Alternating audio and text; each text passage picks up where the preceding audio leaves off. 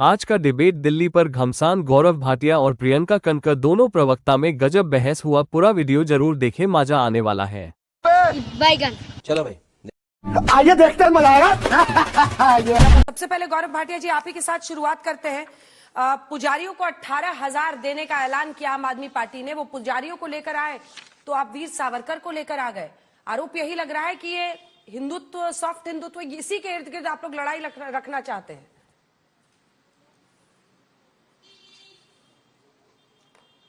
अंजना जी, आपको, सभी को पैनलिस्ट को, सभी दर्शकों को नववर्ष की शुभकामनाएं। और शुरुआत मैं करूंगा कह के, जब जब पकड़ो इनका झूठ, मुंह फुला के जाते हैं रूठ। और अंजना जी क्यों है, मैं बताता हूं आपको। आपने कहा पुजारियों और ग्रंथियों की बात कर रहे हैं और आप लोग वीर सावरकर जी को ले आए। तो देखिए, सबसे ज्यादा हिंदू विरोधी कौन है, देश को यह जानने का हक है। मेरे हाथ में पहली तस्वीर देखिए, झाड़ू इनका चुनाव चिन्ह है अंजना जी। और स्वास्तिक जो हमारे लिए पवित्र और पावन है, अरविंद केजरीवाल ने ट्वीट किया, झाड़ू स्वास्तिक को मार के भगा रहा है।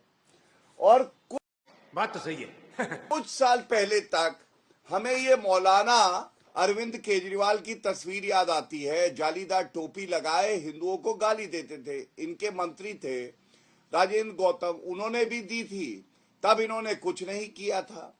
अब पूछा यह जा रहा है कि अगर आपको वादा करना है तो पहले अपना रिपोर्ट कार्ड जो पिछले वादे हैं उस पे तो रखिए। और मैं तो चुनौती देता हूं एक नागरिक के तौर पे, आम आदमी पार्टी की प्रवक्ता यहां बैठी है, इनका वादा था स्कूलों को लेके 500 स्कूल बनाएंगे।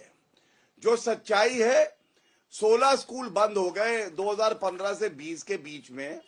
20 इन्होंने कहा था कॉलेज बनाएंगे। 20 कॉलेज के नाम लेने में आपकी प्रवक्ता को मुश्किल से आधा मिनट लगेगा। 10 के भी नाम ले ले, ये पहली चुनौती है। दूसरा, इन्होंने वादा किया था 2015 में 30,000 बेड जो है हम जोड़ेंगे। एक रुको जरा, सबर करो। एक नया अस्पताल नहीं खोला, एक नया अस्पताल बता दे कहां खोला है। अब जब ये बात करते हैं ग्रंथियों की, तो मैं पूछना चाहता हूं, गुरुद्वारे और मंदिरों के बाहर जो इनके शराब के कारोबारी ठेकेदार दोस्त थे, कोविड के समय में एक भ्रष्टाचारी शराब नीति लाई और गुरुद्वारे और मंदिरों के बाहर इन्होंने शराब के ठेकों की दुकानें खुलाई। विरोध किया हमने। क्या दिल्ली की जनता ये भूल जाएगी? अब ये पूछा जाएगा, आप 11 साल से सत्ता में हैं, आपको तब याद नहीं आई ग्रंथियों की? मौलानाओं को भी आपने ठग लिया, मौलानाओं का वेतन 17 महीने से नहीं दिया। ठीक है, ये सारे सवाल हैं अंजना जी जो इनसे पूछने चाहिए। चलिए दूसरी प्रियंका बात, जी, हाँ। अरे हम क्या कहते हैं, छोड़िए। 6 महीने पहले तक तो कांग्रेस और आम आदमी पार्टी साथ साथ थे। आज संदीप दीक्षित, अजय माकन क्या कह रहे हैं? कह रहे अरविंद केजरीवाल से बड़ा कोई झूठा नहीं। और अरविंद केजरीवाल जब 154 दिन जेल में बिताने के बाद बाहर आए थे अंजना जी, तो उन्होंने लोकसभा चुनाव में जनता से कहा था, मेरी ईमानदारी पे वोट देना। सातों की सातों सीटें हार गए। इसका मतलब जनता पापी आपको नकार चुकी है। भाजपा की सरकार दिल्ली में बनने जा रही है। ठीक है, ठीक है, लेकिन लोकसभा सीटों पर आप इतनी खुशी मना नहीं सकते, क्योंकि लगातार वो सातों लोकसभा सीट आप जीत रहे हैं, लेकिन विधानसभा वो आपसे छीन ले रहे हैं। आपके पास आते हुए प्रियंका कक्कड़ जी, ये पूरी लिस्ट है। देखिए, एक मेरे सवालों का उत्तर तो मैं ले रही हूँ सारे सवालों का उत्तर लूंगी, आप रुकिए। प्रियंका जी, 17 महीने ये क्या बात करते हैं यार? मौलवियों को भी आप तनख्वाह नहीं दे पा रहे हैं। अब आपने पुजारियों और ग्रंथियों के लिए ऐलान कर दिया 18,000 का। ये जो आप 2100 रुपया महिलाओं को देने की बात कर रहे हैं, वो पंजाब में आपने क्यों नहीं दिया है अभी तक? ये प्रश्न भी उठ रहा है। और इसी के साथ साथ सवाल ये उठता है ना कि क्या ये राजनीतिक स्टंट है? क्योंकि आप ये कह रहे हैं कि मंदिरों को और बौद्ध जो स्थान है उनको तोड़ने की साजिश रची जा रही। कौन सी साजिश है? कहां पर ऑर्डर है? कहां के मंदिर तोड़े जा रहे हैं? और फिर ये आपका पिछले बार का मैनिफेस्टो है। इसमें आपने जो वादे किए थे, हम लोगों ने अंडरलाइन भी किए हैं। तारों के जंजाल को पूरी तरह से खत्म कर देंगे, 11,000 से अधिक बसें चला देंगे, वायु प्रदूषण 3 गुना घटा देंगे। तीनों पर आपका जवाब। अंजना जी, सभी को नमस्ते, सभी को नए वर्ष की हार्दिक शुभकामनाएं। मैं उम्मीद रखूंगी कि अब थोड़ी सभ्य भाषा यूज करेगी इस साल में बीजेपी और मेरी हिदायत है मेरे डियर फ्रेंड गौरव भाटिया जी को भी कि वो शायरी दोबारा अटेम्प्ट ना करें। उन्होंने 2-3 झूठ बोले, पहले वो शुरू करती हूँ। उन्होंने कहा कि उन्होंने कोई सिंबल दिखाया आपको, वो उनको पता होना चाहिए कि स्वास्तिक सिंबल अलग होता है और जो सिंबल वो हाथ में लिए हैं वो हिटलर का सिंबल था, उसको झाड़ू पड़ रही थी। ये पता होना चाहिए गौरव भाटिया जी आपको। आप तो हिंदुत्व का परचम लहराते, आप इतना ही फर्क नहीं कर पाए। दूसरी बात, जहां आपने स्कूल्स और कॉलेज की बात की, तो मुझे लगता है कि नीति आयोग का थिंक टैंक है, जो केंद्र सरकार का थिंक टैंक है, वो कहती है कि दिल्ली के सरकारी स्कूल देश में सर्वश्रेष्ठ हैं।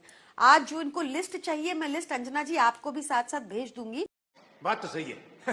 आप उनको पढ़ के सुना सकती हैं। इसके अलावा हमने, जो मैं आपको लिस्ट भेज रही हूँ, उसमें 28 स्कूल है। इसके अलावा हमने 25,000 क्लासरूम, मैं बीच में नहीं बोली, आप ये भी सीखेंगे नए साल में कि किसी को बीच में नहीं टोकेंगे, सभ्यता से बात करेंगे, मेरी ऐसी उम्मीद है।